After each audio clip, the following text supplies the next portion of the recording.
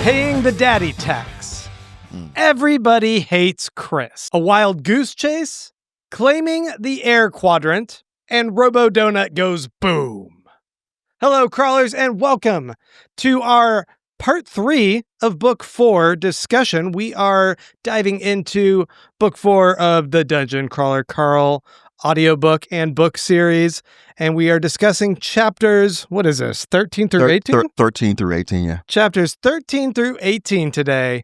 We've been plugging along on this pretty fun bubble quadrant, and I think we've finally hit a point where like all of our jaws were just like drop throughout this. Yes, it's a jaw drop, and right before you pick it back up again, a drop again, and again, and again. And at least 4 times. Yeah, it is so fun and so relentless, this stretch of chapters. And I'm kind of like, how long is this episode going to be because of how much we have to discuss here. Well, there are a few parts of this whole section that we can just kind of gloss over. Really? Yeah. What, like the goose part? No. Okay, I don't know what part, but we'll Because every time it's not action, it's getting into the mystery of what's been going on. Sure. But, there are a couple of things that, and I'll let you know. Okay, we'll let us know. We'll see how quickly we're able to manage this. Before we do jump into all that, I did have a couple of notes. Oh, homework assignment. Oh, introductions too, I guess. Yeah. I'm that John. first. I'm Grant. And I'm Martin. And we are we're hello crawlers. We've never introduced it that way. We're hello crawlers. Are we that? Or should we be saying hello, crawlers? I mean, we start the episode that way. We say hello crawlers. Welcome. All right. There's a couple things I wanted to note here. Your homework assignment is the first thing I want to note. For next episode, you need to do chapters 19 through 24. 19 through 24. That's your homework assignment. So, And like always, through the end of 24. Through the end of 24. Right. Another thing I was kind of thinking about, and this is something that we touched on a little, but I wanted to get y'all's thoughts. The artifact shows up in the last section that we were discussing, and it freezes everything. But it freezes everything in the world when the Gate of the Feral Gods is announced, and then they kind of retcon, and we're no longer going to kind of talk about that. Right. Mm-hmm. But that freeze only seems to happen corresponding with what's happening for Carl, and so it doesn't seem like artifacts have shown up in any of the other bubbles, only for Carl. That's interesting. Yeah, I kind of wanted to just note, like... Was that when they had to, like, stop and reset everything? Yeah. So it seems like Carl favoritism, because otherwise we would notice, like, freezes for other people, because it seemed like people in other bubbles noticed the freeze, right? Mordecai noticed it. I guess there's often Carl favoritism until there's not. Ooh, I think we'll get into that, too. And then there's another funny thing that I just thought, how did we never, like, actually really talk about this? And that's in regards to the Dungeon Anarchist cookbook. Mm-hmm. Someone brought up in one of the comments, there was an actual anarchist cookbook. And I'm like, how do we never touch upon, like, what the actual anarchist cookbook was? I just assumed everybody knew about that. I guess it's common. I mean, maybe it's not. Knowledge of There's our so many generation? things that I think are common knowledge that aren't anymore. Like cassette tapes. Like Sanford and Son. I'm telling somebody about Sanford and Son, and she was just looking at me like, I have no idea what that is. So, I've never seen an episode. never seen an episode. No. See, this is what I'm talking about. It's like this. But you're aware of it. Yeah, I know what it is. But we are all older than the cast of Cocoon. You do realize that, right? Well, I think Cocoon. Yeah. You're like, what the fuck? IMDb. I think what is so significant was, like, for me growing up as a kid in the 90s, the anarchist cookbook was this, it was like 4chan. Before 4chan, it was this evil thing like kids knew about, or like when you guys had Faces of Death VHS or something like that. Anarchist Cookbook was like whispered about, like, oh, you can learn how to make pipe bombs and napalm out of this book, and some people like got a copy that you could pull up on your computer, or you had like a paper copy, like. But it was like the early days of like this hush hush, sacred, scary thing. Yeah, it became myth and legend. Yeah, but it actually existed. Mm-hmm. Yeah, I remember some friends like trying to mix up whatever like gasoline napalm thing and it not really working. Oh yeah, no. The anarchist cookbook was responsible for several Darwin Awards. Yeah. Probably more than anything else. So I guess I just wanted to note that the anarchist cook or the Dungeon Anarchist cookbook is based off of a real Yeah. thing, and it was kind of this fascinating thing. Yeah, me and a few friends in the very early 90s, maybe late 80s, we're almost recipients of Darwin Awards because of the Anarchist Cookbook. Yeah. Yeah. You know, we used to I used to do a another video show that I think each of you popped on at one point called The Greatest Drunk Stories Ever Told. And yeah, I remember there was a number of stories where people told stuff and I was like, I'm not going to publish that. You should be in jail. Don't cop to that. And then eventually I just deleted the whole thing. It doesn't. You were the I got rid of the Shannon channel. Sharp of your day. Shut up. What are you doing? I don't know who that is. I'm only 27. Sports guy and podcaster guy. Oh. All right, a couple other things I just want to point out that you can see visually if you guys are watching with us. My sister printed out these little 3D prints down here. Oh, yeah. She's a big fan as well. She made me a 3D golden foot. golden foot. And then this little princess donut with sunglasses and tiara. She even hand painted it. Let me see that. That was pretty fun. Oh, that is so cool. So this is what a Persian cat looks like? I guess it's got kind Okay. of that brownish pattern. Yeah, I mean, I guess every time I see a drawing of Donut, she is all fluffy like that. I always think I was getting them confused with Siamese cats, but no, that's perfect. Yeah, right. And then Rubio, your shirt is amazing. Oh, thank you. Yeah, It's Chris. one of my fan arts I made for Chris. Yeah. Yeah. Yeah, it's just so badass. I love the smoky entrails like fuming out of the eyes. Thank you. I love how it's like a cool shirt where if you don't know anything about these books, Right. you're like, I still want that shirt. Yeah, that's usually what I try to go for. Uh-huh. But most of the shirts I wear are like inside jokes to myself. Yeah. Anyway, I just thought that one's super cool, and I wanted to take a moment to call it out. Thank you. At John Rubio, you can check out more of his stuff on Instagram. It's good stuff. All right, let's jump in right away to chapter 13. You have titled this "Makeup Sex is the Best Sex." Right, that's the achievement he gets. So this is kind of on the tail end of them taking down and saving Humptown from all the air balloons. the bombing. The bombing. Yeah. And they knocked down that fortress. And, I was talking about there's parts that we could gloss over. This is one of those parts. Oh, this is one of the parts. Yeah, because it's really like the AI gets snarky with Carl because there were a bunch of these feral gerbils that were loaded into all the ammo balls that the gnomes were using, and none of them popped open.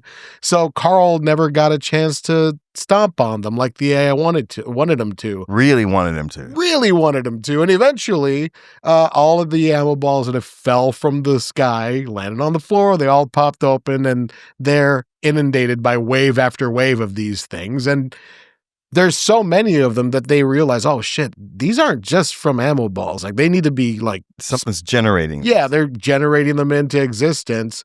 So Carl finally stomps them and stops it. I don't know, John. You're being very reductive about that because it's not just that. It's that the AI is like a psychotic girlfriend, as Katya points out, and it's just going to keep sending these things until Carl does this thing that he doesn't want to do. And it's the first time where the AI has been favoring Carl. Suddenly, it's gone the complete opposite way. Yeah. And it's so personal. Thank you. I was trying to do that. Go ahead. But what it's doing, it's so vindictive and personal. And it's like, wait, I know the AI can throw fits, but this is something we got to deal with where it can go this far. They're in an abusive relationship, like a horrible abusive relationship. And you said like a psycho ex-girlfriend. Katya said psycho ex-boyfriend. It applies to everybody. Yeah. Sorry, I didn't mean to make that gender specific. Oh, no, but like you could have a psycho ex significant other, or even just a random person in your life who doesn't understand boundaries. Right. And yeah, there's a lot of like aggressive sort of assault actions that happen on Carl at a different level than just the violence of the dungeon. I couldn't tell if they're like in mortal danger or they're so like leveled up that this is more just like this tedious task of like having to stomp enough of them. And I think Carl finally unlocks that he has to, like, they can't just swat him away and like kill and punch them. He has to get down to stomping, and once he's stomped a sufficient amount, that's when the AI finally lets up. Yeah. It's a being held hostage. If this is going to keep going unless you do what I say. Yeah, it's gross. Yeah. But it's also, it's one of these things where, like, several points in this book where you have people who are threatening Carl and Donut, but especially Carl, on a very personal level. And it's I don't have to hurt you. I'll just hurt the people around you, which you can't stand. Mm-hmm. Well, like, what do you think about this as far as like us, the readers? Because I think that there is this push and pull of this is uncomfortable and gross, but this is also funny and like fucked up. How it straddles that line. I don't judge anybody else for their reaction, but to me, it went from this was funny to this is not funny at all anymore. Right. Yeah. It stopped being cute. Like the wave of gerbils. I think there's just something like so absurd about it that I have this bit of distance from them. I'm like, okay, this is gross and silly. But I guess when you kind of really step into the shoes of the characters and the mentality of it, yeah, I guess it's also like, this is disturbing. Were those puns? I don't think so. I wasn't paying attention to what I was saying, I guess, in terms of it being a pun. How dare you? This does also have, this chapter has a very funny line. And that is in relation to like how the AI's getting off on this. Donut says something to the effect of, Carl, this is just like when you were shuddering and getting computer viruses. He squished down on poor Ralph with his foot. The whole dungeon shook like Carl used to after he went on that website that gave his computer a virus. Well, it is also a thing where even Katya was still kind of like, well, it's still kind of funny. Not funny, but kind of funny. And Donut's like, oh, Carl, just get over it and do it. And it's like if you've been abused and people are like, whatever. Like if you were a male who was sexually assaulted by a woman and people were like, well, dude, you got lucky. Shut up. Yeah, just lay there and take it. Yeah. Sucks. That's gross. It's gross. And these poor little gerbils. But there are people like Grant who think it's funny. I know. Yeah. Well, I think the intent of the book is also... Fuck you guys. There's shock humor to it. That's all I'm saying. Let's move on. I agree with Rubio. Let's move on from this chapter. Well, no, not the whole chapter, because there are a couple of little nuggets there. Like they go back to their personal space and all the kids are still there. And they're watching Toy Story 3. And Carl tells Juicebox that all the changelings are gone. And she says that they're probably in the necropolis looking for Quetzalcoatlus. She's not a changeling principal, so she doesn't know what they're going to do now that their flesh mechanic is dead. Remember, the whole plan was to use Win the flesh mechanic to turn Quetzalcoatlus to flesh so that they could touch it and get some kind of power from it. And we eventually learn what that is. Yeah, the power is to apparently make a sustainable food so that the heads of the changelings aren't collapsing from compression sickness. Yeah, so that the birth defects can stop. Yeah, they think that this Quetzalcoatlus had a special ability to make certain types of vegetation and plant life, and they're like, if we can channel that, maybe we can make a sustainable food so we stop getting this sickness. Yeah, and the backup plan is to use the Gate of the Feral Gods to go to the hunting grounds because that's their home. Right. And they can then, have a sustainable food source there. That's where they're from. And if it takes you a couple of listens to get all that in your head, don't feel bad. It's pretty complex. You're not alone. So we do, I mean, let's just piggyback off of that for a second to talk about what the Gate of the Feral Gods is, the book's namesake, because Juicebox does also explain that the Gate of the Feral Gods is this object. It's an artifact, but it's this magical object that if you combine 2 watches with a cranking device or whatever it is, it's a winding box, like these 3 elements together combine to make essentially a device that can create a portal between different levels of the dungeon.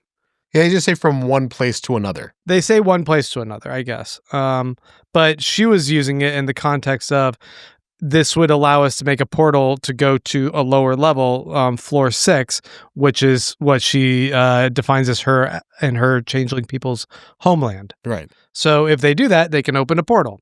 The trade-off is that when you open the portal, whenever it closes, a sneaky feral god sneaks out and just destroys the rest of the land. Mm-hmm. And it comes out through the opening side. So if I'm using the gate to go from where I am to another place, if I go to the other place, the feral god comes out where I went in. Mm-hmm. So she knows, and the changelings know, that if they end up using this gate to go to their homeland, they're going to unleash a feral god where they came from, and just it's going to destroy everything.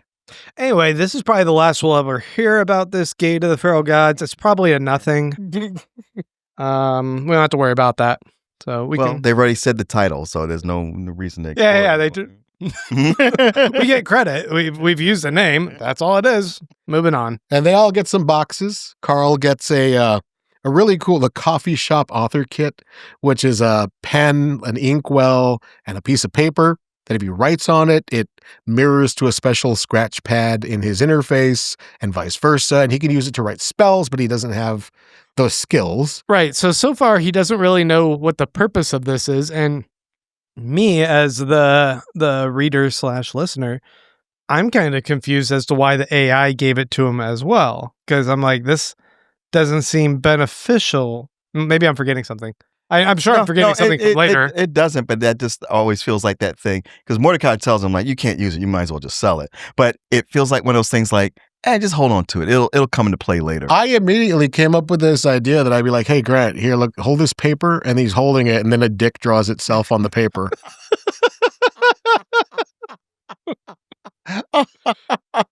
So this is the best thing I've ever received. So tons of uses.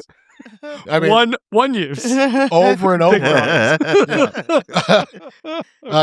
Katya gets an upgrade to her unlimited crossbow ammo, giving it armor piercing and increased damage. So that's really cool. Donut gets a robotic toy version of herself. From Verilux Real Pet Companions, this robot donut, this janky freaking rat fur covered, nightmares stapled together, saying like it says a bunch of phrases from Garfield, but also the void is wet and hungry. Mondays, am I right? I love lasagna. The void is wet and hungry. Like, what? There's these Lovecraftian like nightmarish phrases going on. Like, a little creepy, and it's so off-putting that Mongo immediately bites its. Oh, I love that.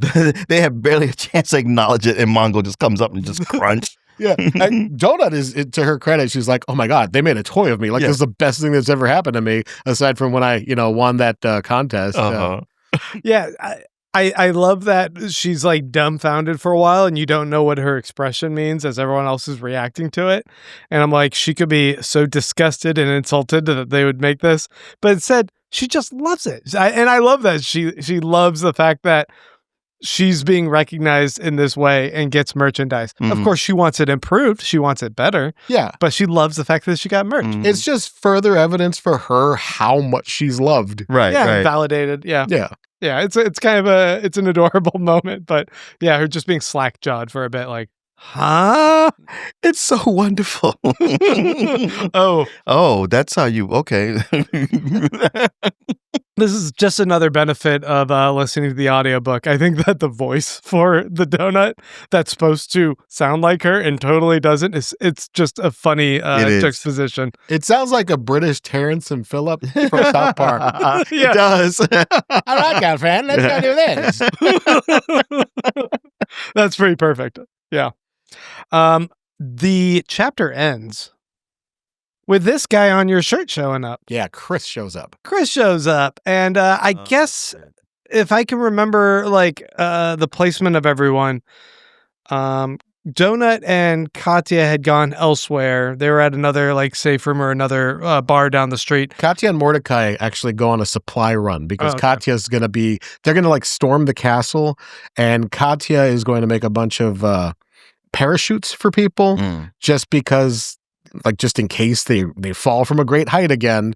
So Mordecai and Katya are doing that. Donut, I think, is in the safe room. And Carl is safe room. Yeah, Carl has stepped out of the safe room and encountered Chris, and we get a very suspenseful sequence. Like, now, this is my second time reading it. I want to know what you thought your first go on this. When Chris shows up? Yeah. Well, I was like, wow, once again, things are coming right to the forefront. We're not dragging this out. But I guess I'm going from Carl because he's trying to be cool with Chris, but not knowing what's up. That feeling of like, this could go either way. He's got Amani constantly in his ear. Don't kill him. Don't kill him. And you're like, why are you asking me to do something that I wasn't thinking about before?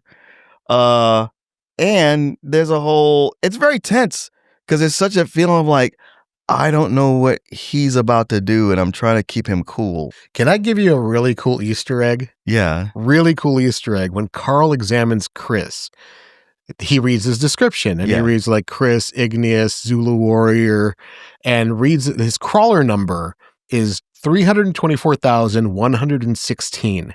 That's Maggie Mai's crawler number. Is it? Yeah. You should have remembered that. I know. How did I got? Wait a minute, that's Maggie's number. Well, luckily, somebody on Reddit noticed that some time ago. Huh. I remembered that. I remembered reading that on Reddit. I'm not sure who it was, so I can't really credit somebody, but I remembered reading that when that moment happened. I actually went and looked, and yeah, it's Maggie's crawler number. Well, it's an interesting thing because you have somebody that people have been telling you this person is dangerous, but you're like, well, how much is their information correct, and should I be wary? Did you have any inkling about this? Oh, about the dual personality? Yeah. 0. See, that's like one of these things where, like, we, as we've gone along through these episodes, had to kind of dance around and be vague about, like, what's going on with Chris. I don't know. And it's one of those things where I'm like, I wonder if we ever say something too much where you go, I know what this is. No. Not only did you not say anything, I think you could have hinted, and I still would not have come up with what was going on. Right. And if you look back at, like, earlier scenes, you'll notice that Chris shows up right after they've left the place. Yeah. You know, or like Chris kills Frank. Chris kills Frank. Yeah, like there's Chris all kills these Frank, little. but all you have is that Chris has been acting weird. He's been really aggressive. We don't know what's going on with him. Chris seems obsessed with finding Carl and Donut. Yeah, you know, and Maggie Mai's got to find crawler skill. Right, and not knowing what it is, it's that idea of like, well, now that he's more aggressive, he thinks Carl is like him, and that's why he wants to join up. Right, and I'm only saying all these things because now I know. When I went through it the first time, I had no clue. I was like, there's no way you could know. 0. But like because the idea of Maggie Mai being an infiltrator, we hadn't talked about infiltrators up to this point. Right. Well, there were a couple of little mentions of the class when Mordecai was filling them in the earlier chapters, I think, of this book, when he was talking about brainworms. Yeah, brainworms, and some right, like there's different types of those. One's an infiltrator, blah blah blah. But he just kind of glosses over it. And did he use the word infiltrator back then? I think he did. Okay, because it seemed like when it gets brought back up and it's explaining, well, there's this type, also known as infiltrators. It's like, oh, well, you never said that before. Now, I'm pretty sure he did, but it was like a throwaway. Yeah, you have no context for it. Yeah, it was an item on a list. Mm-hmm. I not only is this whole sequence like so tense, but it's like this great culmination, especially for the reread of all the clues that you realize were peppered in throughout the beginning. The idea that Chris started separating from the group and Brandon and was like, I know how to find Carl. And they're like, how are you going to find Carl? And it's like, I have a way. Now you know they have the way because it's Maggie Mai who had the find crawler skill. The fact that Chris disconnected from Brandon is more apparent, and that's why he's acting like two different people. And the fact that it coincides with getting the class upgrade, the race and class upgrade, I thought was such genius because it allows us, the reader on first read, to think that's the reason. Like, it's because of being a rock person that now they're just kind of stony and like they've lost a sense of their emotion. Yes. That that's what it leads us to believe, even though we haven't seen that with anyone else. Right. It gives us the reader, a reason to excuse the behavior as something else. Mm-hmm. It's clever writing. And it makes sense because anything can fucking happen in this world. Yeah. Yeah. Yeah, because so much of it doesn't directly follow rules. Right, you're learning as you go. Mm-hmm. The conversation between them, I thought, I was like, why is Chris/Maggie like just sitting there like explaining so much of like what happened in the water world in order to take over the water quadrant, or explaining some other of the back history of like the travels in order to get to them. And then you realize that she's kind of stalling for time because she's hoping Donut will come back out too, so she can just kill them both. Yeah. She wants to get rid of both of them. And in fact, we realize that she has made a pact with the orcs again. Right. Prince Stalwart. The Skull Empire, because they gave her a device that's going to summon a god when she strikes them, and that will just allow vengeance to happen from both her and that party. I love the moment when Carl doesn't know what's going on yet. And Katya, like, he's telling everybody, hey, this Chris is here. I don't know what's going on. I feel like he's going to attack me. Katya is like, I just got an emergency benefactor box from Princess Formidable of the Skull Empire. I got to go to a safe room to open it. So, like, holy shit, like somebody out there saw this and gave her this like really, really expensive box. Yeah, prohibitively expensive, where Mordecai's like, that's going to cost like half somebody's wealth. What is going on? And something important to note for you guys is that Princess Formidable is actually the sister of the two orcs, the Skull Empire orcs, the Maestro and Prince Stalwart. So she's a sister who doesn't seem to like them. Yeah, and the those other brothers, those are the people who are sponsoring both Chris and Maggie. Mm-hmm. Yeah. Aren't they also sponsoring Katya? Oh yeah. Wait. No. Am I wrong? I feel like that was like some line of like, oh, they're my sponsors also. There is. I think that the suspense that builds in this, it just really reminded me of how well this was executed previously with the Hecla train sequence. Oh, yeah. How everything just kind of built. And there's a difference, though, because in that sequence, we kind of knew what all the players were about for the most part. We knew there was a double cross coming up. And in this sequence, on first read, you don't know what's going on with Chris, and you realize that background actors that are kind of whispering in the earpiece of Carl are starting to piece things together, but he himself is the one who's like narrating to us, and he still is clueless, and so we're clueless. Right. And it feels like maybe this could go the other way if I say the right thing, until it's like, well, let's get to a safe room. I don't like safe rooms. Oh, it's man. Like, oh, okay, goddamn it. This is bad. And then he also had the like, why haven't you talked to anybody thing? And Chris was like, I take damage when I use the chat feature. That was a pretty slick line, actually. Yeah. Or when I go into my inventory. And I don't remember if that's actually true or not. At this point, we don't know. Yeah. And then Juicebox pops out. And this makes for a very interesting sequence because Juicebox is a changeling. And as we've learned through the first few chapters of this book, changelings, like the little creepy boy, when they touch someone, they can suddenly learn about the genetic structural makeup of them and then can mimic it. They can change into that form. She touches Chris. Immediately touches Chris. Immediately reaches out and touches Chris. In a flirty way. The fuck? But anyway, touches Chris. and then drops a line to Carl about like, let's get the three of you in here. Yeah. Indicating that there's two people going on inside of Chris. Mm-hmm. Fun, clever line and a nice, smooth way of not like making a stink and making Juicebox a threat initially to Chris, while at the same time indicating, hey, here's a tip you need to know. It's like being at a bar and you see two people about to fight, and because one of them is stinking drunk and aggro, and you're just trying to get in the middle and smooth it over. Like, hey, let's just go sit down over here. How about I buy both of you guys a beer? You know, come sit down. Yeah. And yeah, that's just not gonna happen. But she gave it a great shot. Oh yeah, and she's like also super strong. I thought that was interesting detail. Like she's gripping onto Carl's arm, trying to be like, "Hey, let's go." And Carl can't turn his back. It's easy for Juicebox to say that, but if he turns his back, that's also a threat to him. So he's gonna stay in that situation, locked eyes, and like brace to do something. Yeah, and that beat is when Maggie's whole facade sort of falls away. When Juicebox says, "You could bring those two with you." Meaning, I wish you hadn't said that. Yeah, I wish you hadn't said that. Yeah. Damn, dude. Like that part was so cool. Yeah, because she's like, I really wanted to wait for the cat, but I guess she's going to be a coward. Like, cat doesn't know what you got going on. Yeah. The cat is clueless. Coward or not. You're projecting. Come on. Yeah.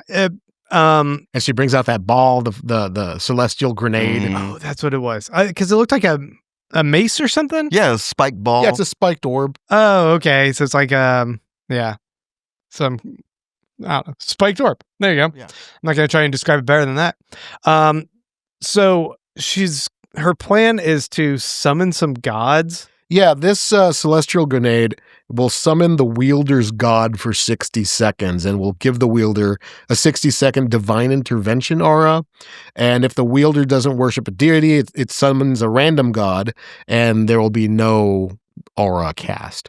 Now, Dinneman, if I can just call him by his last name like that, Dinneman, he does some kind of interesting thing, which seems like almost like maybe like over complexity for the sake of maybe realism. I don't know what's going on with it, but it's like, well, you couldn't technically use this girl god, so they had to get another god, but this god is going to, like, it seemed like you don't need all that detail, except that like this leads me to believe that whenever we get to the land of the gods, he's already like piecing out like how this interconnected relationship between these gods is going to work out. Yeah, possibly, because different races can worship different gods. I believe like some gods are locked out of certain races being able to worship them. Yeah, but this reads like Matt Dinneman made this problem for himself by establishing this rule set within this line. But I think that's something that's kind of common in role-playing games. Like I remember back, and it's been a long time since I've played any tabletop role-playing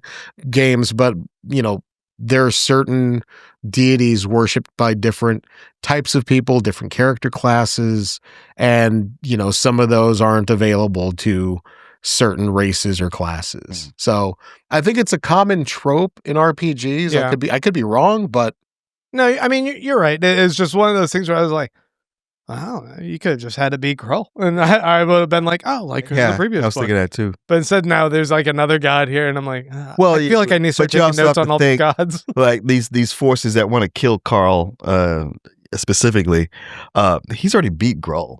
Yeah. So why would you go back to that? Let's give when we do the TV show a new visual. Yeah, let's give it to some other competent pilots of gods. And it's around that point where Katya shows up and she stuns Chris. Oh, that was beautiful. Just straight up out of nowhere. Isn't it like a harpoon to the head or something? Yeah, she gets these 10 bolts of what is it? Petrify rock. Yeah. Somewhere Hekla's telling me they're bolts, not harpoons. Right. And she gets 10 of these, and I think they will petrify the creature for like 10 seconds at a time, and she only has 10 of these. 30 seconds. Yeah, 30 seconds. Okay. Yeah. Which is odd because there's a point where they go like, we can only do this for 7 minutes. But I was like, well, if it's 30 seconds a piece and you got 10, that's only 5 minutes. Right. And on top of that, it seems like, after you stun someone, they might need a few seconds to kind of shake themselves Yeah, off. yeah, You might yeah. have a few seconds before you even got to shoot them with the next one. But I think that like the tension of like them using up their petrify, it's kind of weird because we're seeing that like all of these top 10 contenders. We have Donut, we have Katya, who was in the top 10. We have Carl, are all like cowering in fear of an incapacitated rock creature. Because I get that there's the emotional stakes of our friend is also trapped within that, right? But I'm also like, after you took away the grenade, you could probably just like pin the rock monster down and like with your foot. Well, they could still cast spells because they even talk about, well, maybe we can just tie them up and come back. And Mordecai's like, yeah, but they can still cast spells. That's not going to work. Yeah. And I watched an interview with Matt Dinneman, and he talked a lot about how at some point in this kind of structure, you're going to find that your main characters are way overpowered, right? Like they're like really strong. They could take anything down. They can like annihilate rooms of mobs easily. And then the stakes have to become about something different. It has to be emotional. It has to be relationship. It has to be, the things that you're afraid of actually coming to be. So there are other ways to destroy someone. Yeah. And Carl has reached a point where he's like, listen, if I got to kill NPCs, it's probably the best thing for them. But this is my friend. Right. And he's already on this whole, I won't say psychotic, but he's got this whole thing about wanting to save everybody, let alone kill someone.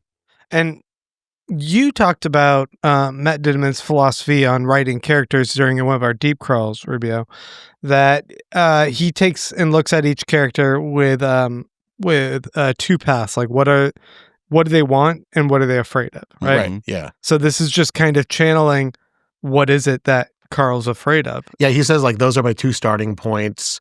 Once I figure that out about a character, I can the character is pretty much on autopilot. Like a lot of other things just kind of flow out from that.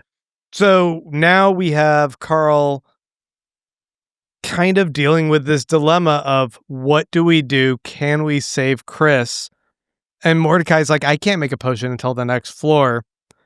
And meanwhile, we're getting relayed messages from Amani and team who are able to now talk with Chris now that they're in the petrified mode. And he's like, kill me. Please just kill me. Yeah, giving them permission to end his life so that they can save themselves. It's especially prickly because the obvious answer, and Carl knows it, is to kill Chris. And even Chris is saying, kill Chris. And he can't quite do it, but he's about to have to do the last thing he wants to do. Well, I think that ultimately it's difficult, but I think Carl had the righteous justification that he needed for him to channel his anger about having to kill his friend to the power structure, right? Like, so it's like, I don't want that, and it's awful, but at the same time, he was granted permission by the person. In fact, he would be doing them a mercy. Yes. But it's like he knows at this point, this is what has to be done, what needs to be done is the right thing to do. Right. Even with him like, God damn it, we're going to figure this out. Even Mordecai's like, no, not this time. But it's a matter of like, it's one thing to know it, but to accept it, emotionally grasp it and accept that this is what I'm going to do. And he's just about there. A beautiful thing happens though in Donut saving him from himself. Donut at that point sort of reveals that she knows more about Carl than he knows about himself. Throughout these chapters, she does. Yeah, well, that's true. Yeah, and she says like, I see you getting bent out of shape about having to kill NPCs. I can't imagine what you would go through if you had to kill one of your own friends. What did you make of that? Of what she does? Yeah. Well, I mean, look, it's a beautiful thing she did for Carl, but it is a delaying tactic, and there's a feeling of it's a great thing you did for Carl, but you didn't respect Chris's wishes. And these kind of things, as Carl points out, they come to bite you on the ass later. Mm-hmm. And also, like, was it the right decision? Like, who's right in this situation? Like, there's no easy answer. Because now you still have Chris down there suffering. He's trapped prisoner. Yes, because he even says every moment I'm with her is worse than the last. Yeah, and it's it's having someone who has signed a DNR, but you won't unplug them from the machines. That's a great way to put it. Yeah, it is. It's such a fascinating character beat, and I think that this book series is riddled with these turns that characters make that I think that we've read all these books so many times that we have certain these types of books so many times. So we have certain expectations of story beats. We know the tropes, and when things take a sideways turn like this, it's so fun. Yeah, it's something new. It's a new alleyway to explore in storytelling, and this is such a great one that is revealing of the character of Donut and Carl at the same time. With her doing that, her trying to spare him of pain, it's such a great building moment between them in their relationship, and it kind of brings her up on level with him. Oh yeah. He's no longer the caretaker of her and her emotions. She's also now caring and tending for his emotions, and I think that matters. Definitely. Because honestly, Katya was ready to take him out. Like between her and Donut, they could have fired at the same time. And yeah, said, she's like, we don't know which one of us did it. Right. Firing squad rules. The AI does when one of them gets a skull on their I guess so. Like, fuck. But they were both like, well, we already got skulls and you don't, so we could take this hit for you. Yeah, and they've seen what skulls do to social dynamics, and Carl is by this point starting to become he's Dungeon Jesus. Yeah, he's a point of hope. He's too pure. You're too pure for this world, girl. All right, so or is he?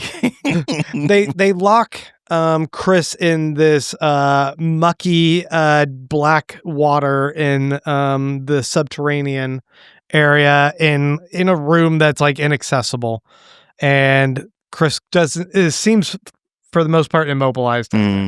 And it's such a smart thing too, right? Because the hole opens up through the top of the necropolis, and Chris, because he defeated his quadrant, can pass through that barrier, and he falls through it. And Carl hasn't defeated his quadrant, so he can't go through the barrier. Like, he stays. Like, it's clever. It's so clever using the dungeon mechanics against him. Yeah. No, it's super clever. Now, maybe I'm not sure if I know this, but once they do conquer all the quadrants, will that open up? Yeah. Okay. It seems like once you conquer your quadrant, you can go into any of them. Right. You have free access to all of them. But anyone who hasn't conquered their own quadrant is stuck in that quadrant. And once you conquer all 4 quadrants, you can leave the bubble and go to another bubble. This does remind me that I made an error in the Death Watch Extreme Dungeon Mayhem segment. For Aldo Necco, that I said he was able to escape his quadrant, but then he bumped into the other quadrant for land and he couldn't get out. Anyway, I've since fixed that. I fixed it. We could just skip those. Quite unnecessarily technical, but I fixed it. All right, well, let's move on from that. We actually discussed Carl sitting down with Juicebox and discussing what the Gate of the Feral Gods is and kind of her history, what they're going for with Quetzalcoatl. Yeah. What's the changeling's deal? We didn't talk about, however, some of the details, like Henrik being Juicebox's brother, and he's a principal, and the whole thing about principals trying to touch all these different types of creatures to build their libraries. Juicebox says that's a myth. They're only going for Quetzalcoatlus. Yeah, and we know why. Like, we talked about why. Yeah, I think that. We also got, I'm going off of your notes here. Yeah. We also got the return of Zev popping in to check on the crawlers and talking with Donut. And there's a moment, which I see that you actually noted here, so I'll let you read about it. But there's a fun Easter egg moment that I guess is very rewarding for people who are familiar with Gossip Girl. Yeah, so I've never watched Gossip Girl.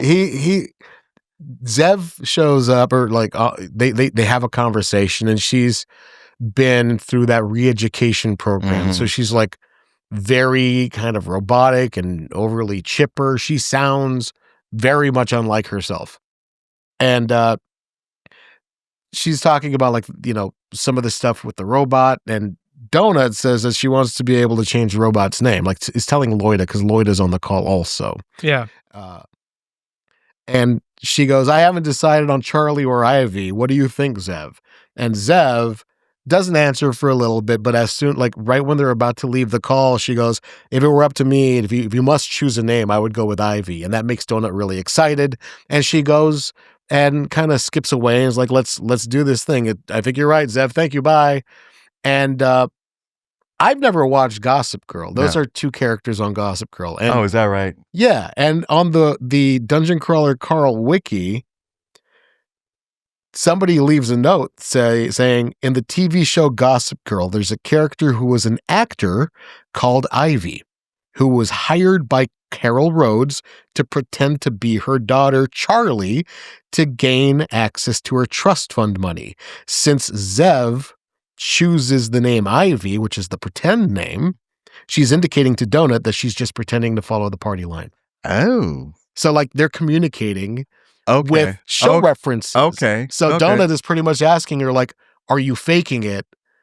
Are you okay? And Zev is like, yeah, I'm faking this. Okay. Yeah. Are you actually Charlie the daughter, or are you Ivy the actress? Right. And so right. she's like, Ivy, I'm acting. Okay. Well, that's interesting. Right? It's hopeful too. Yeah, because Donut's trying to include Zev in the conversation as much as possible, and Lloyd is just doing her best to shut it down, and just being an unreasonable bitch about every single thing. And don't you dare talk to me this way. And was like, fuck. And also, you know, they were talking about, like I said, the robot donuts, and they're kind of like, she got a couple more. They're kind of improving. They're still really messed up, and Donut's eaten like two other ones. No, Mongo has. Mongo has. I'm sorry. No.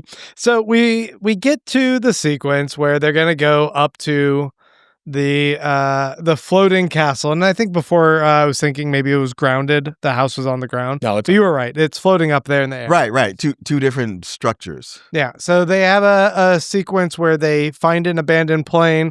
They pull the emergency ripcord, which brings some air balloons up and lifts it up into the sky, and then they just kind of fly the plane right above the air balloon of the floating house, hop onto the balloon, and descend down. Essentially. Yeah. So they it's just Carl and Donut. Katya decides to stay behind because this is an A plot storyline, and the B plot character needs to stay behind for her. She even says, normally I get annoyed when you guys leave me behind, but you got this one. Yeah, I've already fallen enough. I love that the ship, when they read the description, that the ship was like, is named, what was it, Death Trap? Yeah. Death Trap. And they like spray paint over it and then rename it the Nightmare 2. Right. I love the description of the plane where it's like, it just looked like something somebody put together with scrap metal in their backyard.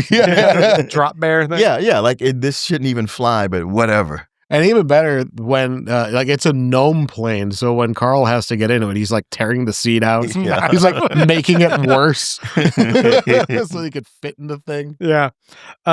So when they get in there, into this house, it becomes this kind of creepy, whimsical sequence.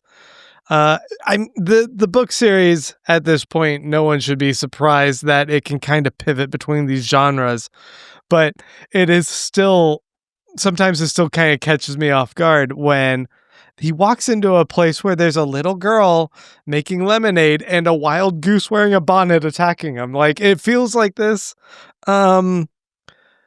Do you guys remember that thing in the late 90s where someone did like the evil version of Alice in Wonderland? Oh, yes. Do you remember the video game that you could play where it's like evil Alice and she's got an axe? What was the name of the America something or other? Yeah. But now it's Mother Goose. Yeah. Yeah, but it felt like this. It's like you're taking something that's like this pure children's fable, but also making it evil. And it just feels weird. You were just earlier stomping gerbils and then having a betrayal of your friend and your heart being broken because you have to kill one of your friends in your party. Yeah, but here's the thing.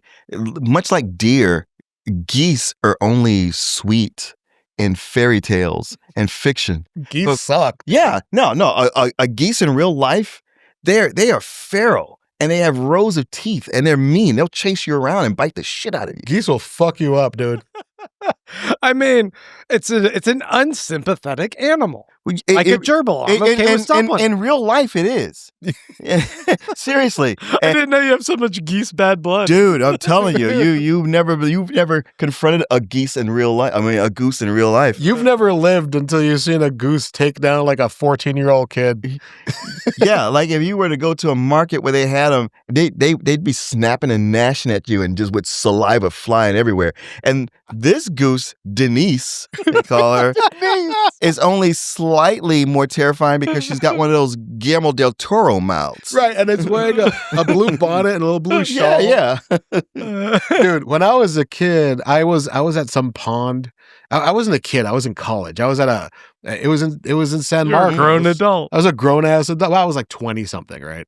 So I was a kid, but I was at the river over there in San Marcos. Oh, yeah. There was a guy with his kids there, and like this probably 12, 13-year-old boy like it runs up to a goose. Oh no. And the goose just starts kicking the shit out of the kid. And the kid like does a full force kick at the goose and nails the goose, but the goose is like, don't give a shit, I'm a goose, and just keeps brutalizing this child. Goose caught the leg and said, Yeah, it took the father like running with his arms, making himself look real big for the goose to like stop attacking the kid and run after the dad. Yeah. Like those things are fucking terrible. Yeah, they're super aggressive. They're the Terminators of the cute world. So we're presented with this scenario where suddenly it's a boss battle. Denise the goose enters the room and, hey, you've got to stop this goose before this house crashes to the ground. You have 3 minutes. So the house just starts falling to the ground for them falling to their death. Oh, they can't use magic? Yeah. Denise cancels all magic. Or potion, right? And so they can't take their... Yeah, no potions, no magical spells, no magical gear. Like they lose all their buffs when the battle starts. Also, hey, no melee damage. Yeah, that's right.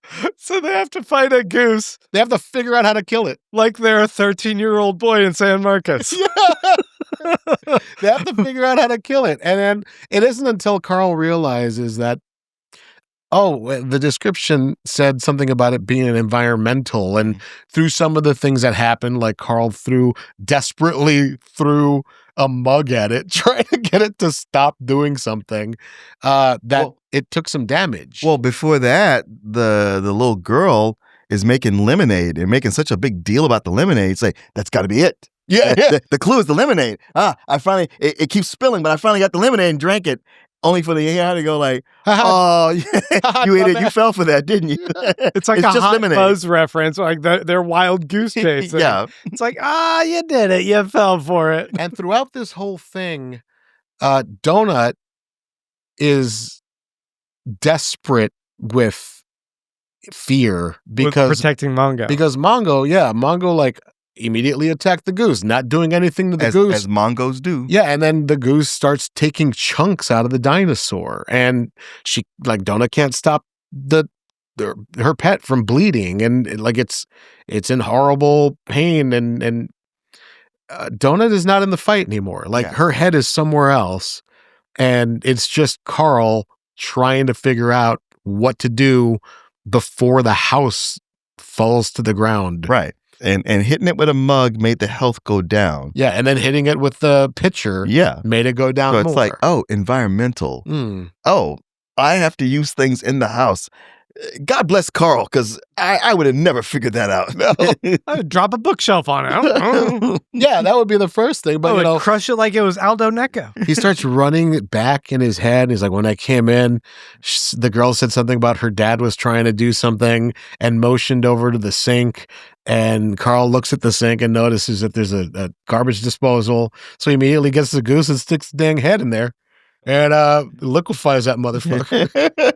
Where it's spinning around in the man. This chapter, this fight was so well choreographed and described. You could just really see it, like more than any of the fights they've had. You could really see every piece of that, and you know where everything is. Like it was all so well described that there was not a single sentence where I was lost. Right. It was like the opposite of Train World. Yeah. Kind of was. So I think the most fascinating part is at the end of this sequence, they unlock the air quadrant. They kill Denise the goose. And then Carl turns to Donut and it was like, where were you on that? I needed your help. Yeah. Like you can't check out just because Mongo's hurt. Yeah. And we could have been like, killed. Yeah. I knew you were going to figure it out. You always figure it out. You're a Mary Sue. Is what she no, she didn't say that. No, but you're right. That was the most interesting part, to where she's like, listen, you don't always do the thing, like the straightforward thing, but you always figure it out. And that's like man, she really gets him. Yeah. Like everybody else is going like, I don't know, Carl, you're kind of reckless. You're kind of dangerous. It's like, no, she gets it. Yeah. She's like, I trust you. But at the same time, it felt, I mean, there's a lot of different layers to this, because I'm like, it feels like she's being very dismissive of like, hey, I was afraid I needed your help. I need you to be a partner to me in this when we're fighting in this.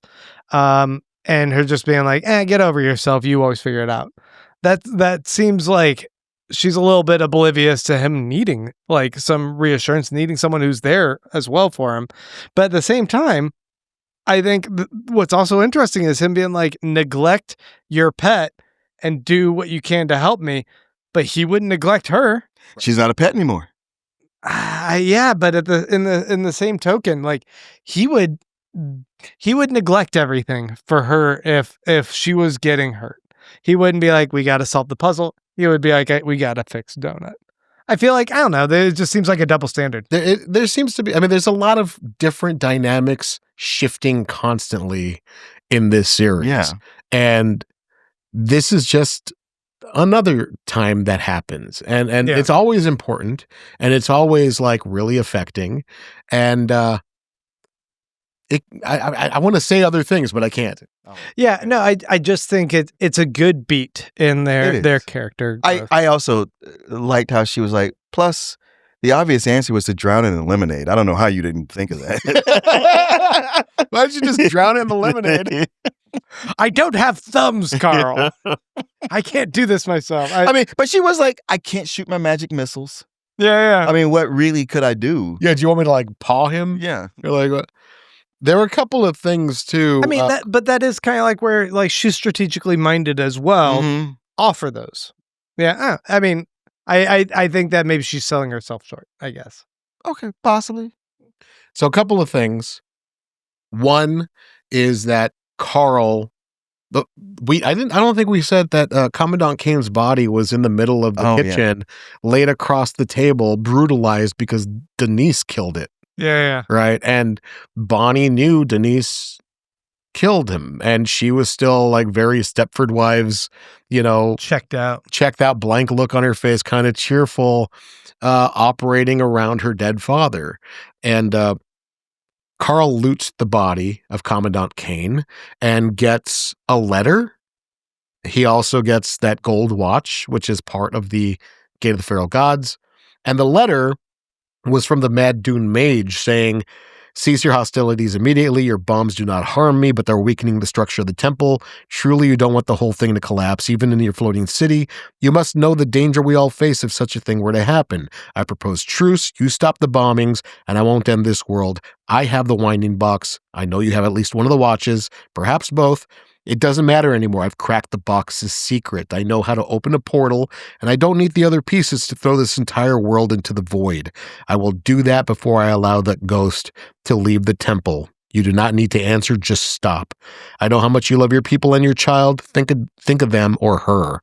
Stop. And he signs it Gotzi. So, P.S. I'll see you in the next section of the book. And I also think we didn't mention that the pig that the other Camel City had as collateral was actually Bonnie's pig. Oh, right. Her little pet pig. Yeah. And that named Sausage or something. Yeah, named Sausage. And when Sausage got killed, she started crying, and the father gave her a potion to stop her from crying. Right. Like, liquid Xanax. Yeah. And I think one of the other things that like helped to make her feel better was to bomb that town in retaliation. So, and what was the reason that Denise killed him? I don't remember. Just went wild. She's a fucking goose, Martin. Have you ever been around gooses? They'll fuck you up. We went over this. We did have talk. 15 minutes on how geese are fucking horrifying. Why did the goose kill him? Jesus. All right, so we're setting the stage for the Mad Dune Mage. Is going to be one of the next areas that we have to address, I guess. Mm-hmm. But before that, we have to go on a talk show, and they land on the ground. They've now beat the air quadrant, so I guess they have the leisure to go check out they got a little soul gem, and as long as you open the locket a little bit, you can have the house slowly descend. Yeah. So it seems like they can fly it with this soul gem. Mm-hmm. All right. Yeah, it's a grade F, whereas the ones that generated mobs was a grade, what was it, C? Yeah. I think. Now, if it's floating just like a little bit above the ground, can Carl lift it enough to like put in his inventory? I don't know what the rules are for what he can put in his inventory, because he goes inside and puts stuff in his inventory. I know, he doesn't stop putting stuff in his inventory. I'm like, could you lift that? I don't know. I just think when I'm playing games, there's a point where it goes like, well, you got to move slow now because your inventory is too full. He never has that problem. No, this is unlimited inventory. And as long as you could pick something up for 4 seconds, you could put it in. Although I would throw my back up. Did I miss it? They said something like on the later floors, you don't have unlimited space. I don't think so. I don't know. I don't think so. No. Okay. No. Okay. Unlimited. This whole season, it's like one of the things they added. They have unlimited inventory. Okay. And this guy's making use of it. Oh, except no more liquids. Yeah, no more liquids. No more liquids. Yeah. Yeah, they loot the house. Yeah. Like Carl loots freaking everything. He gets like some kayaks and some Christmas decorations. Electrical control panels. Yeah, some the bed and a nightstand from the girls' room. You know what I thought when he takes the Christmas decorations? I was like, we're going to have a Christmas episode at some point on the show. Whenever you take that just sets it up that you can have a Christmas episode later.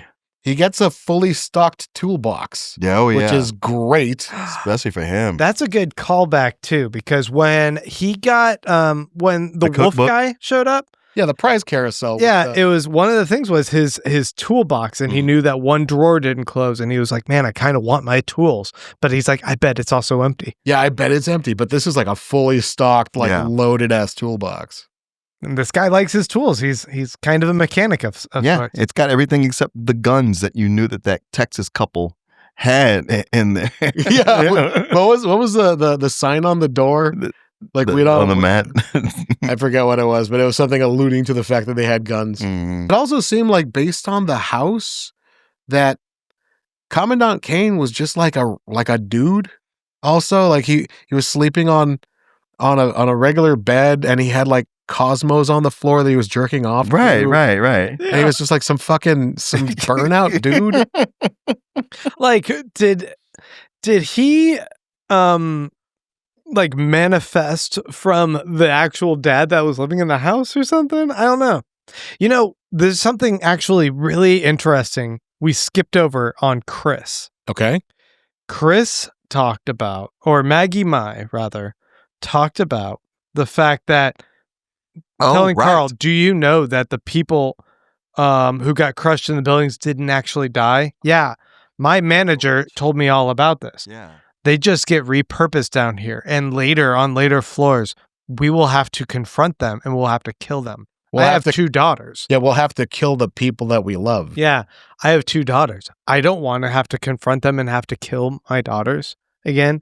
So that's why I'm ready to be checked out. I thought maybe I could go to the end, but now I'm resolved. I'm going to kill you instead. And I thought that's fascinating foreshadowing of like other levels of fucked upness that this dungeon can escalate to. Yeah, when you think about what the lower levels must be, it seems like that seems completely plausible. Then your brain goes to, okay, who would that be for Carl? Because his mother's already dead. Yeah, and father. So it's got to be B. Right. But then this also kind of leads me on this like other trajectory of thinking, if they exist in this construct of the AI and all of the humans that got crushed theoretically still exist in some way that they can be resurrected, remanufactured, is this some sort of loophole for saving even more of humanity? Like, let's say pie in the sky theory of like Carl is able to align himself with the AI and they decide to break free of the syndicate. Could the AI bring back all the other people that were crushed? Well, here's the thing about that whole line about AI sucks, I get, but but the people, they weren't actually crushed. They were put in stasis or storage to be brought out later. But when the book first starts and that happens, Carl sees the old woman and she's beheaded. Right. Her head was out the window, though. She was in both planes. Her head was already off. Yeah, and that was a pre-existing condition. No, but that's a good point. Like maybe she's talking about like maybe what she means is that they're not dead because they could be brought back. You know, because the AI might be strong enough to be able to bring some and some back. People poo-poo on the show Lost. We've had a bunch of episodes where you didn't bring up Lost at all. Very intentionally. But now that we're saying that maybe they weren't dead. Because if that's the case, if they're being completely reconstituted, then it could bring back his mother and father. That's interesting. Yeah. Because it's going to reach a point. Carl is defeating a lot of what they're throwing at him. So at some point, it's going to play dirty. Because the AI seems to have a lens into his mind and understands his pain, which is why certain items are being brought out during like the AI. Yeah, his dad's car, right? His old toolbox. Like, yeah. So if they have an awareness, like the circus, right, and the smell, if they have awareness of like what these kind of triggers are, could they resurrect the mom in order to like mess with him? I don't see why not. Interesting. It's good stuff. Fun avenues for this book. So fun avenues that you guys have already read and know about. I mean, we've read some. And there's more also that we haven't. Okay. There's more that he's read that I haven't. So okay. All right. We're actually at 3 different levels here. Okay. Yeah. So Bonnie is starting to come out of her stupor, and Juicebox has been taking care of her, saying that, you know, we'll take care of her. Orphans always have a place in Humptown. Which sounds way grosser than it actually means. Donut says something about that same line, but you saying it still made me laugh. And they go and see Bonnie, and you know, trying to keep her calm. She's starting to cry, and I mean, that moment of like being unlocked I guess, your memory and realizing that you were watching like the murder of your father by, I don't mean to laugh, but by a goose. What the hell? But being murdered by your father being murdered, like the trauma there by a goose. But it's serious. Geese are nightmares. Yeah. They're nightmares. I thought we covered that. They're monsters. And the gerbils, it's not funny that he's stopping the gerbils. Gerbils is, yeah. Anyway, yeah, it's serious. No, no. Let's move on. Yeah, they're trying to comfort this child, and like Carl brings out her bed and the bookcase that he got from the house to try to make her more comfortable, and she's just sad. She's a sad child, and Carl starts like thinking to himself, like that's when I made the decision to do the thing I want to do. In part. It's also the fact that they're all sad, and then Loida chimes in with, that's right. Hey, nobody likes melodrama. The audience doesn't like this melodrama. Right. Like, they like drama, but not melodrama. Yeah, right. And I was like, wrap this shit up. I was like, this is the first time I've like related to Loida. No, I mean, it was just like once he realizes like he's having this emotional moment, right? And Loida has to chime in and shit on it and remind him of what an asshole she is. It's just like, I'm resolved now in what I want to do. Yeah, it wasn't just the sadness of the situation, but the cruelty that continues to happen. Right. And so we get a sequence that I think how this is written is so fun in this unraveling of us not knowing how it's achieved, especially up through the end of chapter 18. We don't know how fully Carl achieves this. Okay, so we don't, because I was re-listening to it and I was sitting outside and I was like, I got to go in, but I'm like, wait, what happened? Yeah. I know what happened, but how did he make that happen? You stopped at the end of 18, right? Yeah. Okay, so yeah, you don't know how he did it. Yeah, I don't. You're gonna like the next section. Oh, I'm sure. I'm sure. But we know that he has hatched a plot of sorts, and that is the assassination of Loida. Yeah, they got a new robot donut somewhere in the middle of all of this. It's better. It's like 3 times heavier. It's a little bit bigger than the last one, but it sounds more like donut.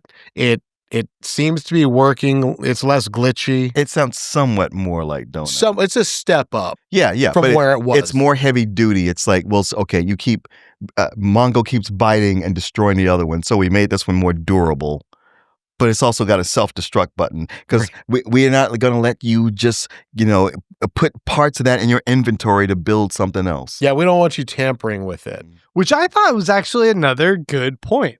Like, there are proprietary elements that are within this toy. Like, they want him playing with it, but they also want to protect it from a person like Carl being able to engineer and be like, hey, I used your toy to kill these other people. Right. How does that help with your marketing? Mm-hmm. Like, there's something kind of smart to the fact that they would make a self-destruct element within this. Right. So with that little bit of setup, we can now talk about how this last chapter unfolds. Yeah. Because it starts out with a note from the Anarchist Cookbook by a guy named Cooley, 19th edition. And the entry is, I went on a program tonight. They transported me to a ship that floats in low orbit over the planet. The ship has an open window with no glass that is only protected by a force field. It was amazing. I can look down upon my planet, my beautiful lost planet. If I'm to die here, I want this to be my last view. Yeah, I like structurally this idea that Carl's actions in this moment, when he's beginning to step up and not just try to survive within the construct of the dungeon, but take the fight to the powers that be within the syndicate, within Borant, that this is mirrored in his connection to the people writing to him within the Dungeon Anarchist Cookbook. Right. And he's learning information from them. So it makes their deaths not in vain. Yeah. Yeah. With that book, you have a responsibility to learn from what they did and to push forward. Yeah. And put your own entries in for the next person. And as much as Carl's been like, they're not going to break me, I'm going to go after them, we hadn't seen so much of that. But Loida, being the asshole that she is, pushes it to a point where, just as a reader, I'm like, she's got to fucking go. I want to put her in a room. I want to put her in a room with like 4 gooses. Yeah. Yeah. Because it ain't enough to like, her threatening language and being a bitch, but that she was like, that she would threaten Donut with Mongo. I'm gonna have mobs eat him and make you watch. Yeah, dude. And then she's like, I can do that. I can do that. Yeah. And then Carl already made the decision beforehand. It seems like before he entered into here. But then she gives this whole speech of like, "Oh, I feel so validated." Oh yeah. Oh yeah. What they do to Zev with the re-education.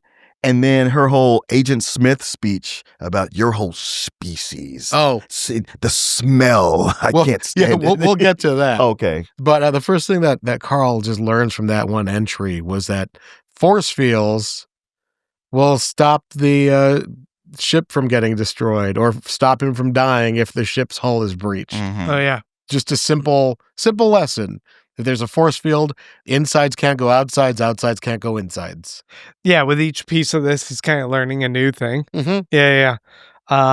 And that reveals, I guess, to us, piecemeal. Just a little bit. Yeah, the step-by-step of how he's read through this stuff in the cookbook and integrated it. Your first time through, did you know that Carl was using this to set something up? No. Right. I'm just thinking this is a sad journal entry. Yeah. And so like before they go on the show, Carl's like, I got to go to my sapper's table. I got a couple things cooking that I got to, check out. And he goes into his crafting room, goes to a sapper's table, like starts messing with a couple of these balls that he's working on. And one of them is this hobgoblin disco ball, is a smoke screen ball. That is, he's like putting stuff into it and doing stuff, and it makes these multicolored smoke plumes. And he puts it at the edge of the table, and he's like, I think this will work, Robot Donut. And Robot Donut's like, oh boy, and knocks the ball off. Oh no, Robot Donut, what have you done? And the ball thing I thought you would do. And the ball rolls on the floor, removing the protection from the ball, meaning it's active, and Carl bumps into it and sets off a smoke screen. And then in the smoke screen, he grabs the robot. And we don't know what happens, if anything happens. Something happens. But like they're all covered in like the residue from all that smoke. Yeah. And Lloyd is like, let's go. And Robot Donut's like, pretty colors. This is what we all see in the end. I'm always here for you, Carl. But they get transferred to that submarine. It's a Donut, Robot Donut, and Carl. Yeah. It's a submarine this time. And they don't have Mongo, even though they're going to show off a Mongo toy. Mm-hmm. Lloyd is very misguided in this because Mongo would help sell the Mongo toys. Sure. Come on. Obvious. I don't know if they have the Mongo toy at this one. I think like maybe later the Mongo toy. No. They mentioned. Shit. They say like you can buy the Robot Donuts a Mongo accessory. It's sold separately. Oh crap. Yeah, and they get to see it, and it's like really cute, and even like Carl's like, damn, that's a cute Mongo. It's like back when he was like a littler Mongo. That's awesome. Yeah. Like it makes you want one. I know. I kind of want one. Get your sister on that. Yeah, this is Matt Dinneman. This is the baby Yoda that you've been looking for. Yeah. I also want Creepy Donut. That talks about looking into the void. We also want Creepy Donut.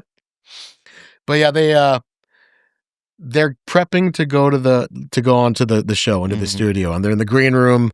And Carl realizes, I've lost access to my inventory like he usually does. And Lloyd is there, and Carl asks, hey, how safe are we in here? Because, we had an assassination attempt against us, and Lloyd is all snippy and shit. Yeah. And he goes, people have come after us more than once. Remember, you're in here with us too. Yeah. Yeah. Her eyes got big for a second. And she's like, you're safer here than you are in the dungeon. Reading this for the first time, I still didn't know what was coming.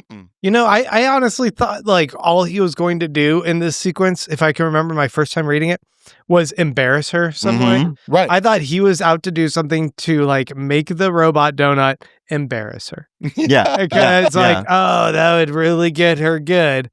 So what a great sequence to be like, oh no, you've raised the stakes. Heck yeah, man. Yeah, and she's like really pissed off that Robot Donut's in such a state, like covered in all this residue. And Carl's like, why are you mad all the time? And she just starts going off on like, I can't believe we're celebrating your Earth culture. Like, it's so fucking. And Carl's like, celebrating our culture. Like, you guys are profiting off of our ashes. Like, this isn't celebrating. You're exterminating us.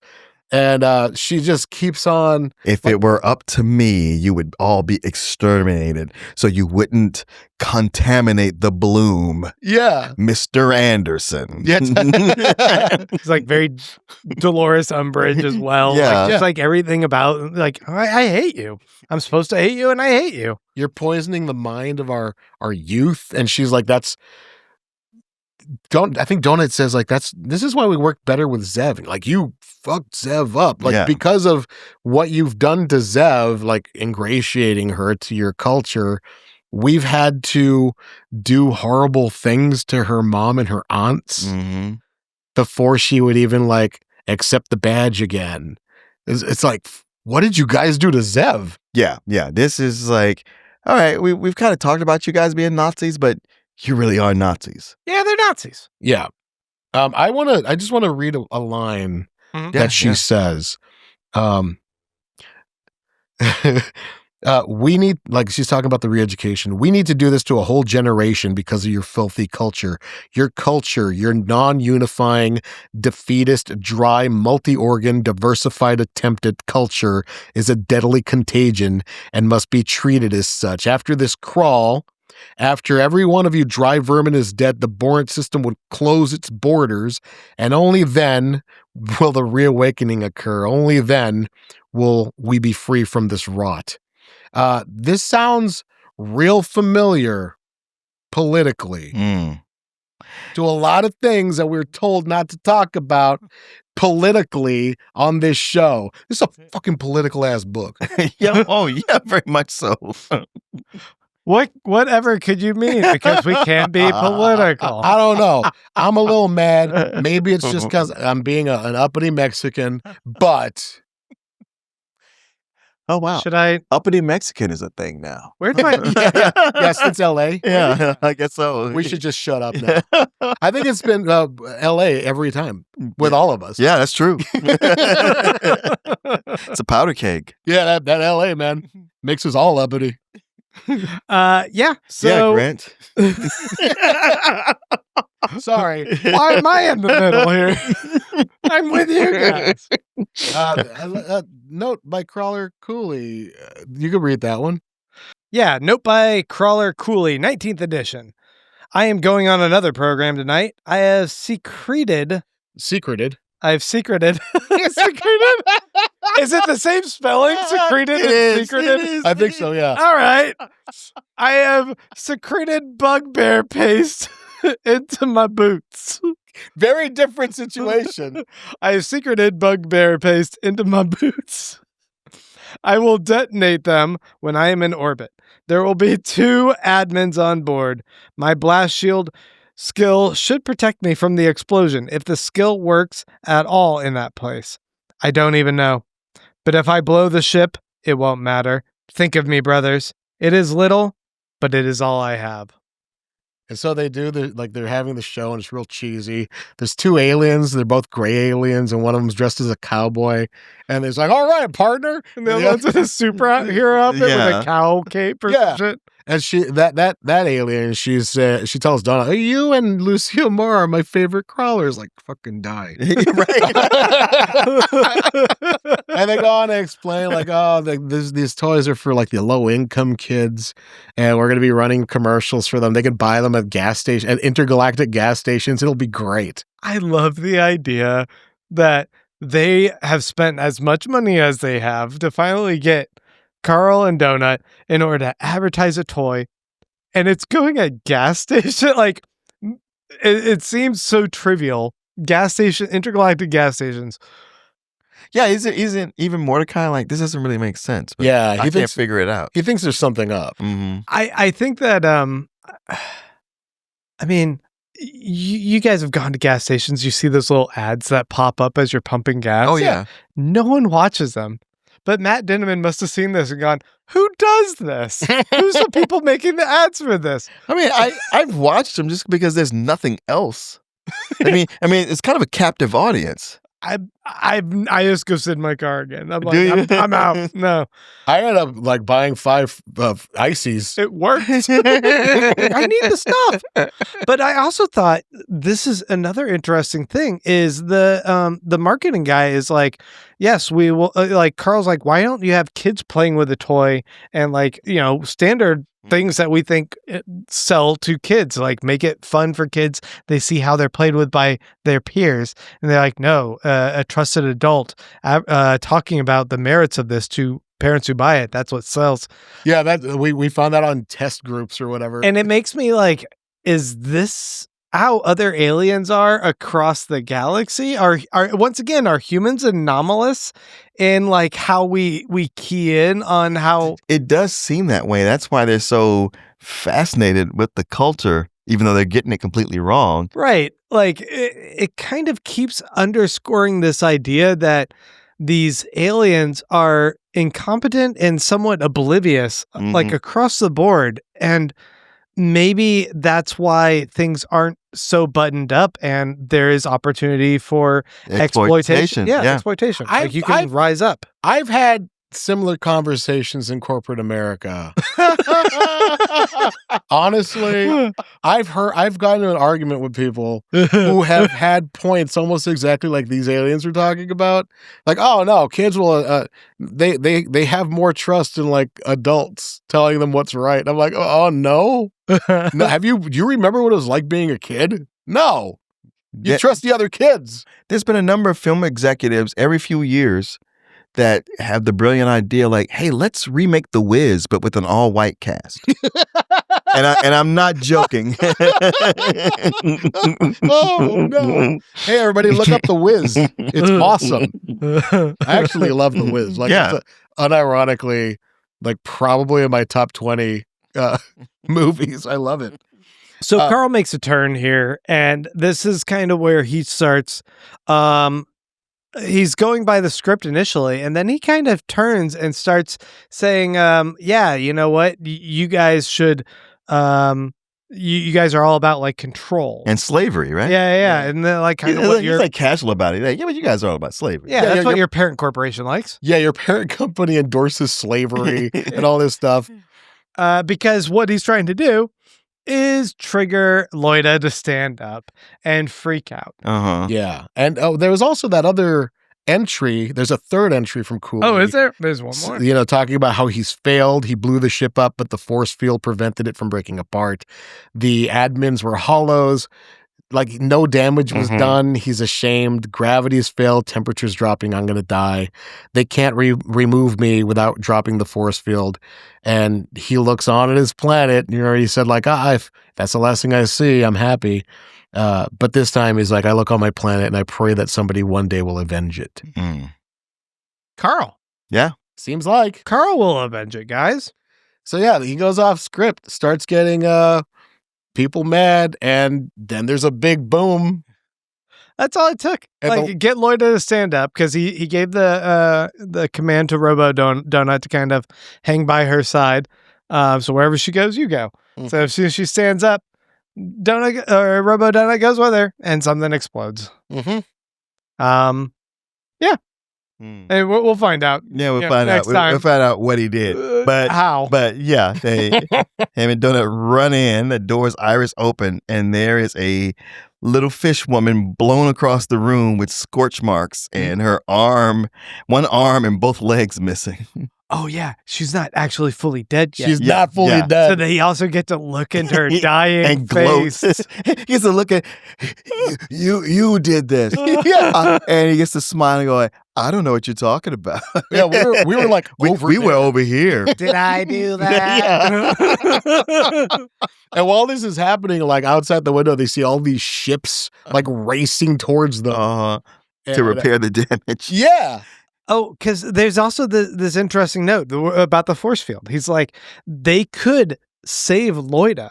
Like they have the instant heal, whatever if they could, technology. If they could teleport her away. Yeah, but if they did that, they would have to drop the force field and make things vulnerable. And he's too valuable. Him and Donut are too valuable of crawlers. So the choice had to be made: save Loida or keep them. Yeah. How great to underline the point of we're more valuable than you, Loida. The two most valuable crawlers versus like a lower level admin. Yeah. And which was my point the whole time when she was threatening them. I was like, bitch, ain't nobody scared of you. Yeah. We're way more valuable than you are. Dude, I love that so much that before she died, he had to underscore, we are more valuable than you are. Yeah. After all of that, like, we would have you, like, exterminated all that shit. Nah. Right. Know your place. Oh, it's too late. Sorry. So great. So there's one so satisfying. I'm sorry. As a reader, just like everything is like been so good, but that was just so satisfying. I mentioned that when the whole Katya scene happened in the last book, that was the first time that I stood up and went, holy crap. I like physically stood up. This was the second time I did that. Yeah. And I'll point out to you, audience, that it was fairly arbitrary that we separated these chapters into 6 sections. Yeah. And this just so happened to work out so nicely. It did. That the beginning of Robo Donut to the end of Loida with a Robo Donut kind of coincided here. It just ended up that this was such a good section. And let me just finish this out with the last entry. Yeah. The very last thing in this section is a note added by Crawler Carl, 25th edition. Cooley, I know you can't read this, but I want you and every future reader to know that I used the information from your passage to help plan the first step. If it wasn't for your words, I wouldn't have had the confidence or knowledge to act. What I did today, I did for you and a little girl named Bonnie. My only regret is that my first step was a small one, and I don't know yet if I'll survive long enough to take a second. But if I do manage that second step, please forgive me. What I do from here on is solely for me and my people. As long as I am alive, I'll do everything I can to make them burn. They will not fucking break me. And then there's another entry by Carl that just says 1. Mm-hmm. Hell yes. The famous song by Creed, I think he's referring to. I was thinking 3 Dog Night, but sure. I was thinking Metallica. And this is a generational thing. Every generation has their one. I don't want to claim Creed when you guys get much better bands. Yeah. You're looking at me with, man, I wish it was Metallica. I'm looking at him going, I wish it was 3 Dog Night. And he's like, I wish it was Creed. And this guy's like, who the fuck is 3 Dog Night? Were they on Sanford and Son? Oh, man. All right, guys. I think this is where we thank you, the audience, for tuning in. Stick around for a bit if you want, because we got some interesting little Patreon things. But we want to say we appreciate you guys tuning in, checking out our episode. We will be back next week with our next part 4 in our series, which is going to be chapters 19 through the end of chapter 24. Please do your reading or listening. Be ready with your notes so you can listen alongside us and tell us everywhere we got it wrong. We also appreciate you chiming in the comments. We found a lot of things really insightful from what you guys have been posting there, and I do try to bring up stuff that maybe we missed or other cool little tidbits that you guys point out when you do that. So by all means, don't hesitate, put stuff in the comments. And we want to thank our people who are supporting us over at patreon.com/hellocrawlers. We have our crawlers, including Christian Castanon, Gilbert Sanchez, Francisco Ortero, Aldo Necco, Adam Green, Noel Mead, Odin's Eye, Ryan and Ryan, Andy Kogan, and Curren. I asked the pronunciations, so that's why I'm struggling on that. I wrote out the pronunciation. So you ignored them? No, I wrote it there. I just, it's not phonetically how I'd say it. Okay. Curren. Thank you all for your support. And we have a special segment called Death Watch Extreme Dungeon Mayhem. This is dedicated to those who are patrons that contributed a certain level that will allow us to kill them at the end of this episode. And as this has evolved, it's resulted in trying to also incorporate it a little bit into the storyline of what we're reviewing. So we have 3. And I'm sorry, this will take a minute for me to read through. But we have 3 intrepid crawlers that I would like to address the noble deaths of. First off, the waves come in, the waves go out, and over time enough sand has pulled away from underneath the pile of wasteland wreckage that had crushed Aldo Necco, our level 27 barbarian thickromancer.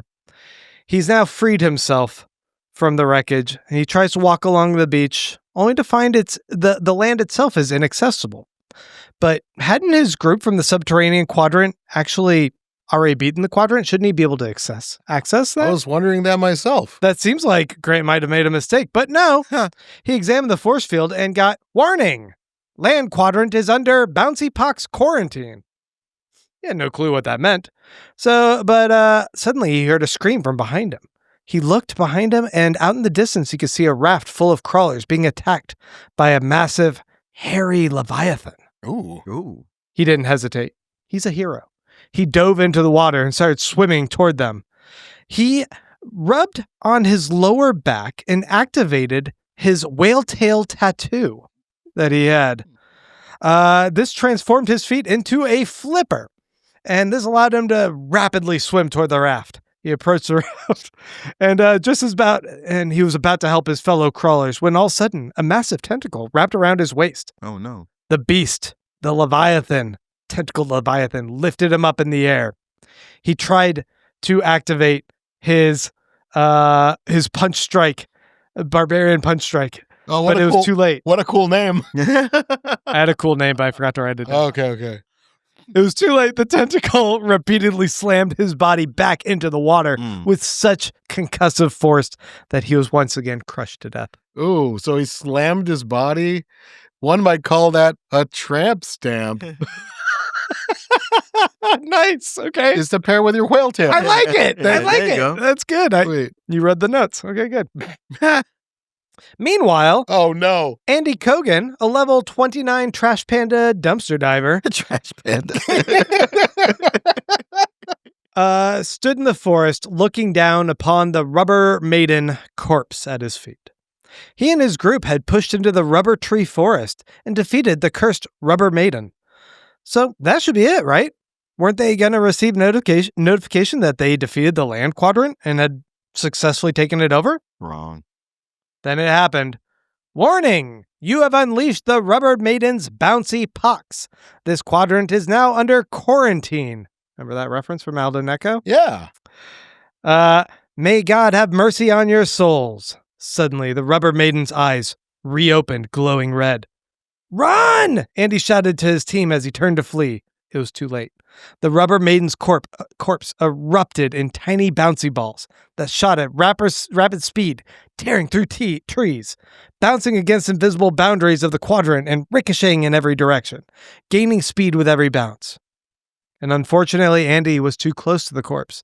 His body was riddled with holes instantly and torn to shreds. Goodbye, Andy. I don't have a pun for that one. Yeah, and that's supposed to go, warning! Yeah. Warning! You got to do that.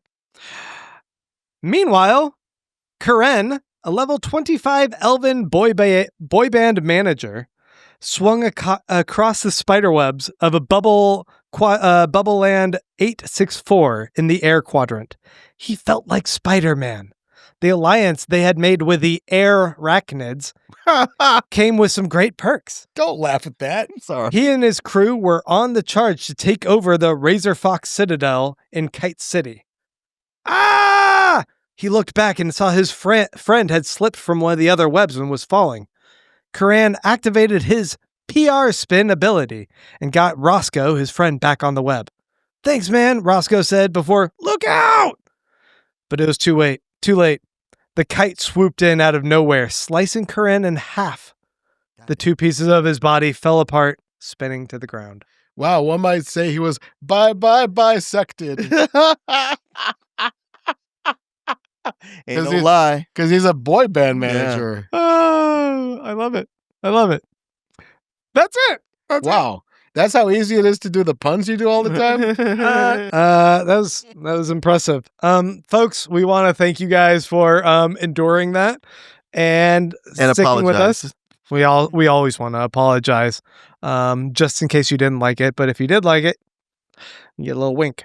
We'll be back next week once again with chapters 19 through the end of 24. And until then, get out there and read.